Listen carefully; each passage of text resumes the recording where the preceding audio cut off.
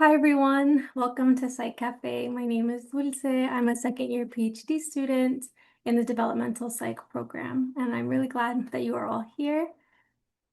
Okay, today I will be presenting some work from the Home Place Research Collective, and the paper that is under review that I'll be presenting is Mommy Deep Breath, an exploration of Black family mental health socialization.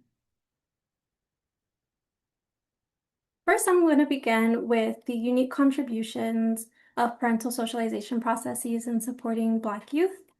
As we know, parents are key figures who transmit culturally relevant norms, attitudes, values, and practices through daily interactions and communication. We often call this socialization. And so through socialization, parents prepare and teach their children the necessary foundational skills and knowledge to navigate the world. Ethnic racial socialization and emotion socialization are often the two forms of socialization that are explored with Black families. And this is because they are critical promotive and protective processes that support Black children's thriving. Okay, and so there's robust literature on ethnic racial socialization, and this is the process through which parents transmit information and teach their children about race and ethnicity in society. This encompasses communication of cultural values and knowledge, or cultural socialization, as well as preparing children for discrimination or preparation for bias. Ethnic racial socialization can facilitate pride and a strong sense of self for Black youth and prepare youth for discrimination as well as racism and provide coping skills. Research on ethnic racial socialization shows that it can buffer the negative effects of a broader climate of racism and instill pride and reinforce cultural strengths, which have implications for mental health and the well-being of Black youth. Okay. And emotion socialization is another socialization process, and this is the process through which parents and caregivers model and teach their children how to recognize, externalize, and regulate their emotions. Emotion socialization is more complicated for Black parents as they're navigating a context of discrimination, and so within this context, they have to navigate emotion regulation and expression. Research by Dunbar et al. Suggests that suppressing emotions in some contexts and expressing emotions in others, as well as knowing how to emote amidst various contexts, may be protective for Black American children. With this nuance in mind, in their integrative conceptual model of adaptive racial, ethnic, and emotion socialization, Dunbar et al. Argue that Black Americans' emotion socialization practices, particularly through emotion-centered racial coping, that this is a form of ethnic racial socialization, and specifically a dimension of preparation for bias that supports Black children's mental health. So in other words, Black children's experiences of discrimination increase emotional distress, but ethnic racial socialization and emotion socialization work together to buffer the negative effects through supporting children's understanding and regulation of their emotions, again, within these experiences of bias and discrimination. Okay, and there is a rising literature on this process called mental health socialization, and these are the messages and practices that parents share regarding mental health.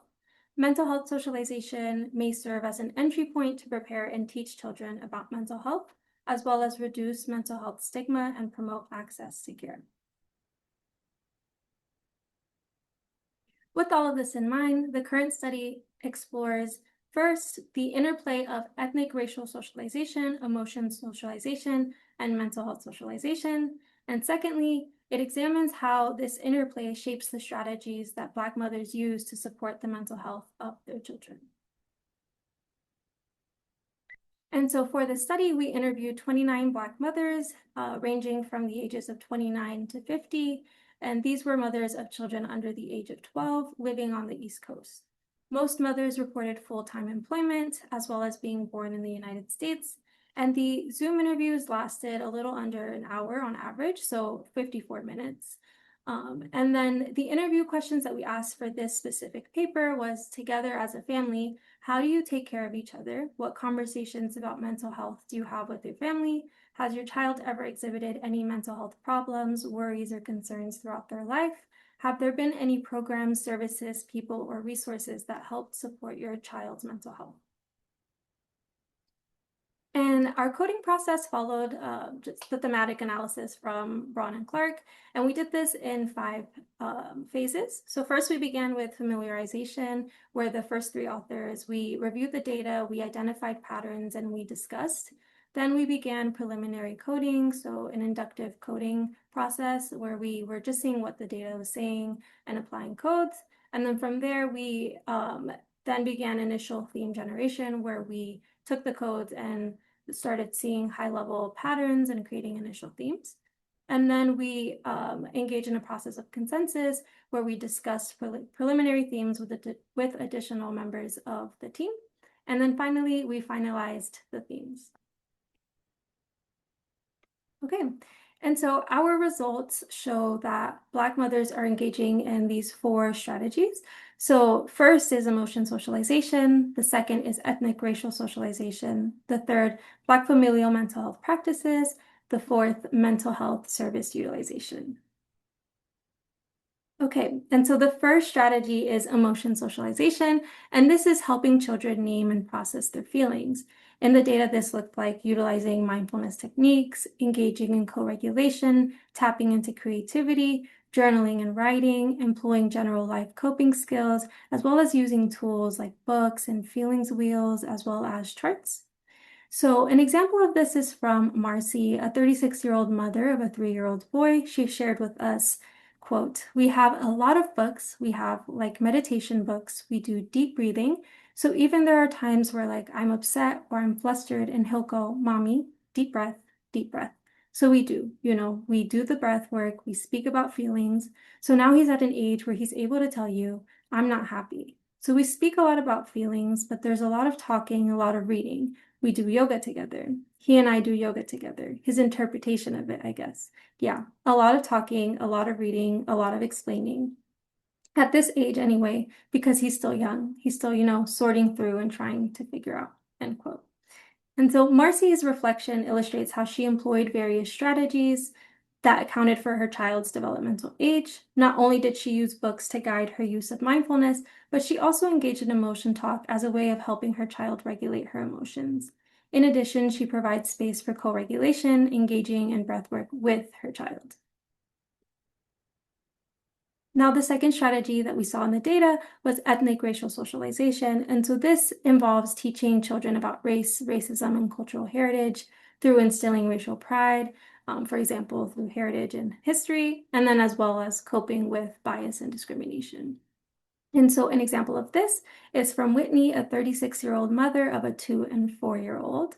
She shared with us, quote, "We're even seeing like how my daughter in a lot of ways, like we talk about too, like as Black people, like how she is like her grandmother who's no longer here. It's, I think, honoring her mental health and seeing who her people are and how that's connected and how to care for her in that way," end quote.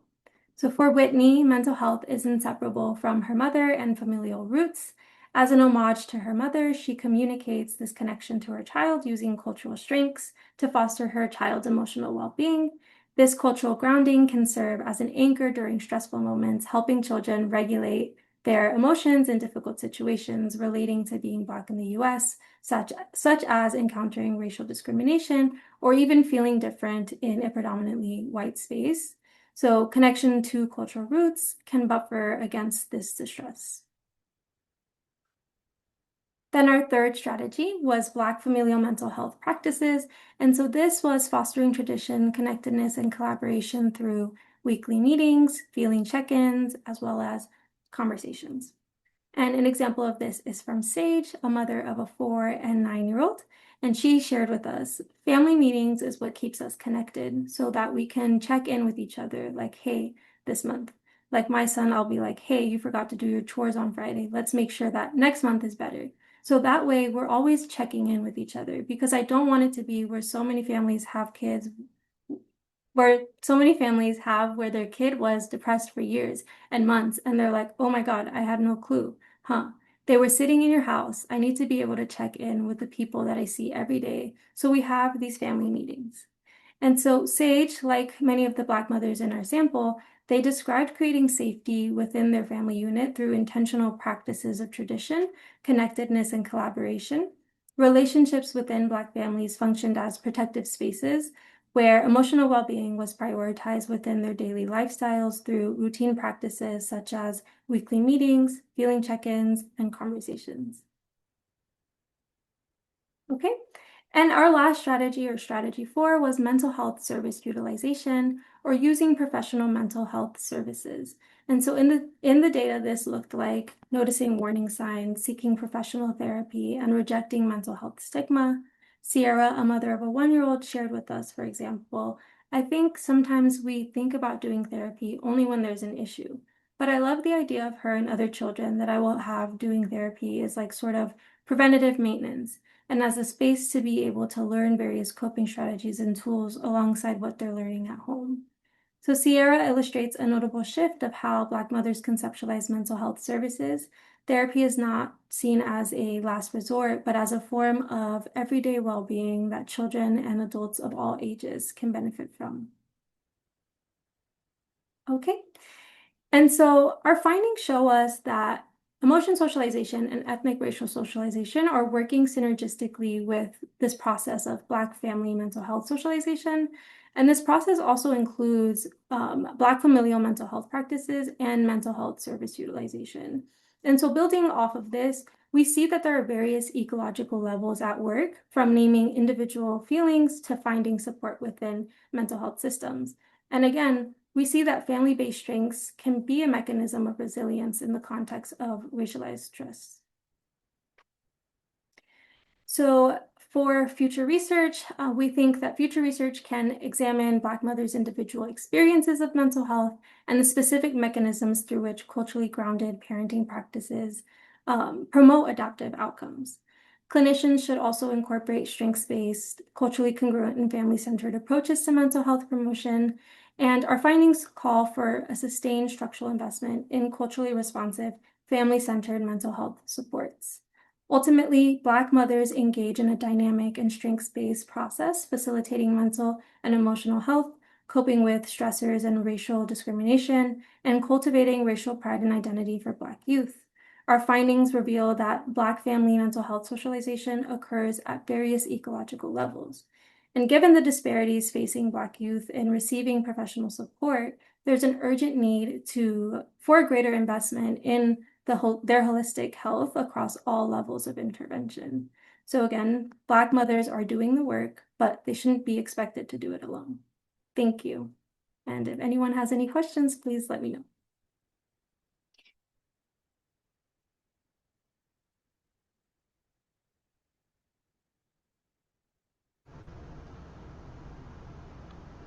Thank you. If anyone has questions, you can put them in the chat or just unmute yourself.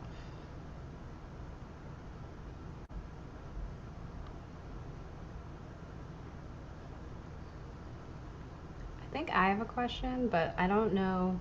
I'll just ask it. I'm interested in, I think it was the second theme where it was talking about familial practices. Did any of the, like, I know it wasn't a direct question, but I'm wondering if if and how these people learned all these practices, just because I know that historically Black families don't really go to therapy, and honoring their grandmother, was that because their grandmother did something, or was a stabilizing figure? I'm just wondering about how all of these mothers, if they did talk about how they learned how to do these practices or anything like that. Yeah, that's a good question. I don't think we didn't ask that directly, but I think it came up for some mothers where I think some of them were like working in mental health related fields, so either like social workers or in psychology or maybe even education. And so they expressed and maybe not even in these specific questions, but in other parts of the interview, learning through that. But we didn't ask that question, so I'm not sure. But that's really interesting to see. And as part of our, I think our third strategy, or maybe the fourth one, there was also this layer of some of the mothers talking explicitly about how they were breaking generational cycles through like talking about mental health and specifically seeking support through already existing systems. So it was definitely something that came up in the data, but we didn't ask specifically how mothers learned about these resources or even just how to talk to their kids about it. Cool. Okay. Thank you. Yeah. Does anyone else have a question?